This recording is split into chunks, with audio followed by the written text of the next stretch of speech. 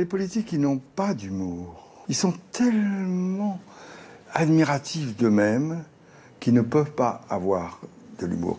Car si vous avez de l'humour, il faut accepter que d'autres aient de l'humour sur vous. Magnifique, entouré de son équipe. Décontracté, souriant, on dirait une belle affiche du temps d'avant, celui où il n'y avait pas une femme. Il vous manque des parlementaires, il vous en faut 20. Oui, il m'en faut 20. Il vous en manque combien aujourd'hui? J'en ai 16 en fait. Il m'en 16 manque en 4. fait. Oui. L'affaire Cahuzac va peut-être connaître un nouveau rebondissement. Le procès de l'ancien ministre du Budget s'est ouvert ce midi à Paris. Jérôme Cahuzac est invité à évoquer l'ouverture de son premier compte bancaire en Suisse. C'était en 1992. Il le demande alors à cet avocat, Philippe Péninck. L'argent placé doit servir à financer les activités politiques du jeune ex-premier ministre Michel Rocard, dont les proches, parmi lesquels Jérôme Cahuzac, espèrent qu'il sera candidat à la présidentielle de 1995.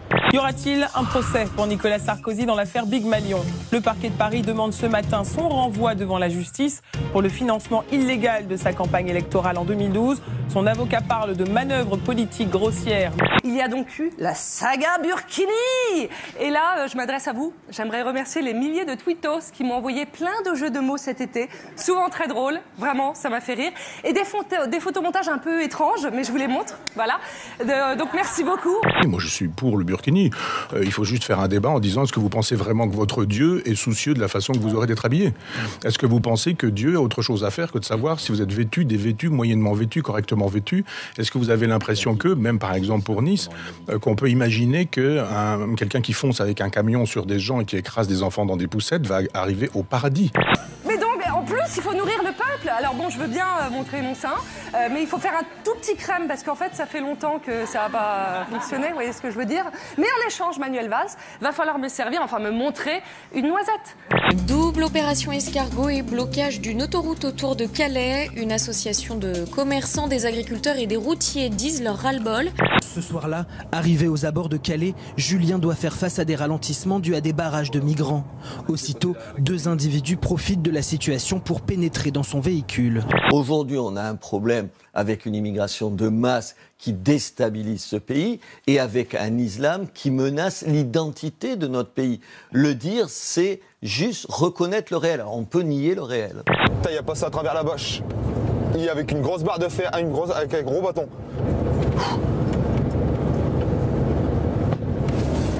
Il va m'exploser le carreau. Merde. Puisque les Anglais ont décidé de quitter l'Europe avec le Brexit, eh ben pourquoi ne pas mettre la frontière désormais là-bas, chez eux? Il y en avait même plusieurs même.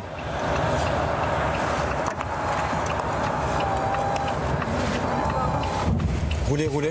L'extrême droite fait une percée en Allemagne. Les populistes de l'AfD arrivent deuxième d'une élection régionale dans le nord du pays. Un revers pour Angela Merkel, malmenée 1 an après sa position sur l'accueil des migrants. On a vu donc la réaction immédiatement donc de Marine Le Pen qui a donc félicité le parti donc des patriotes, dit-elle. Est-ce que cela préfigure le scrutin français de l'année prochaine?